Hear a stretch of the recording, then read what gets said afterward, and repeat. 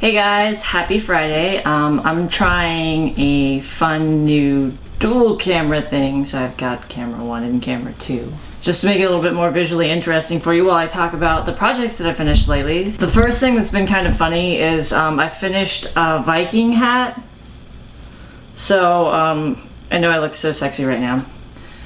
This pattern was a lot of fun to make. The cool thing about the pattern was that you make the hat, and then there were like 2 different tutorials for horns, and then you kind of pick the colors and you pick everything you want just to see how it ends up. So I was really amused by hat time, and something that I did is I went to Michael's and I bought this awesome novelty yarn here. It's Bernat Boa, and I took this boa yarn and I just whip stitched all along the base of the horns to give it this furry look.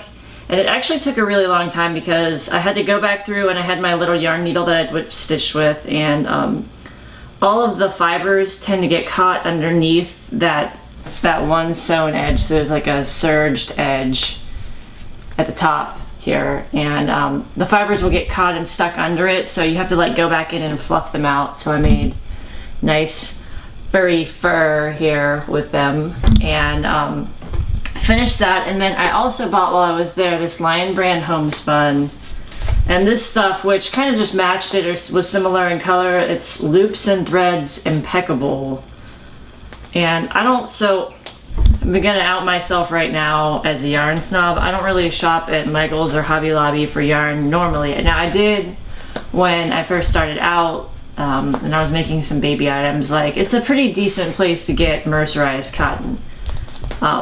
And so I went there and I figured, they have lots of novelty yarn that's gonna be cheaper than my local yarn store. And I got that, and I got these. And my plan is to kind of layer these elements together. You can find the yarn end on one of these. So layer them together to kind of create a facsimile of texture here that will be good for beard. So the Viking hat is for a friend of mine who doesn't know that he's getting it, and I'm gonna make this ridiculous beard to kind of match it. And he's blonde, so it's gonna be really funny because I tried to pick something that was somewhat similar to his hair color so that it would kind of match. Now I thought it would be even funnier to do the braids, and I'm gonna try to do the beard first, and if it just doesn't look right, I might pull it all out and do the braids instead. My plan is to use, there's a pattern online for a moss stitch beard, and my plan is to use that as the base and then kind of like almost latch hook the longer pieces through that beard base to make like the mustache go the different ways, and then do some big braids in the beard area. So that's great and wonderful. And why would I go to this trouble to knit such a ridiculous hat for someone that doesn't know that they're getting it and didn't request it? There's like a little background story there. So I found out that my one wedding videographer, who, if you guys remember, they did video school for us too. We went to see them. They found out they were having a baby not too long ago. And I told him I would knit him the baby Converse booties that you guys have seen. So I'm still working on these. I actually went and bought new thread to try to do the logos again. I tried it with regular sewing thread and some felt I already had, and it looked terrible. So I'm doing a second attempt here with some slightly more pliable felt and some embroidery floss, and hopefully it works out a little bit better than my last time. So when I did these, he goes, well, can you make me a beanie? And I was like, well, sure I can. And I thought it would be funny to take it the next step and do something really silly with it. It's really hard for me to knit beanies and pick out things like that for people without really knowing what their color and texture preferences and things like that are.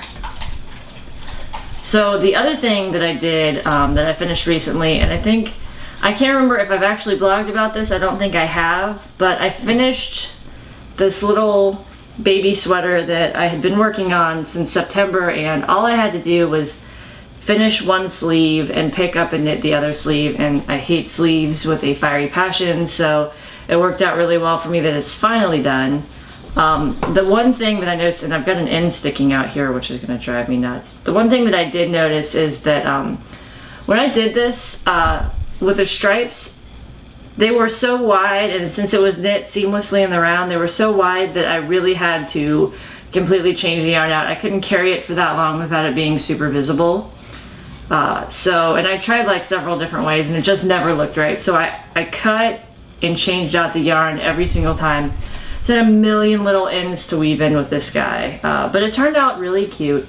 The problem is this is for a newborn who was born, I want to say on January 2nd or 3rd. So not exactly newborn size, but I figure they can just, you know, stow it away until they want to use it. So I have to wrap that up and send it out. And I have to wrap up the booties and send them out. And I have to wrap up the Viking hat and send it out. So I have to finish those things, and then I have a big trip to the post office coming. And I do like to use the post office, just if anybody's curious. I use post office and I use priority mail because I can track everything, and I feel like if you've spent so much time working on something, it's very scary to just trust that it's going to get there without tracking. So I'm finished with all that stuff. I'm working on my Texel shawl, which is like right in my knit bag here. I've just done a few more stitches on it. I've been really gift oriented. And I've been struggling actually too with what I'm going to use all of that black pistolero yarn for, because I have gone through every single DK pattern and I have not been able to find one that I really, really like. I had 3 that I had shown you guys, and then I queued the Chloe cardigan pattern this week. And I like all 4 of those cardigans, but I'm kind of going through a thing right now where it's like, you know, I don't want to spend all the time on something that's not going to be relatively timeless, but at the same time, I don't want to do something that is just going to look exactly the same as everything else I do. So I don't want to do like a lot of boring, similarly shaped cardigans. So I might actually end up making my own pattern. The thought I had initially was to maybe do another traditional cardigan, but do like some ridiculous cable motif up the back or something, or do some really interesting all over textured ribbing, you know, different widths of ribbing like on the sleeves and the body to kind of really make it fit without it being just knit to, purl to forever. So those are my thoughts. I'm not really committed to anything. Usually like it'll jump out at me and I'm like, this is what I want to do, this is the yarn, this is it, you know, and I'm ready for it. And this time has been atypically difficult, so hopefully I can get that together and I'll have something to report back to you guys. Because I feel like this is like my personal failure right now. I don't want this to send me into a knitting depression, so I may end up restashing that yarn and just taking a break from trying to figure it out and come back to it in maybe a year or 2 and see where it's sitting, but I really don't want to do that, so we'll see. I don't know, I also have that purple wool lace yarn in my stash that I want to make a sweater with, so maybe I'll just switch yarns and projects and get the little sweater bug out for a while.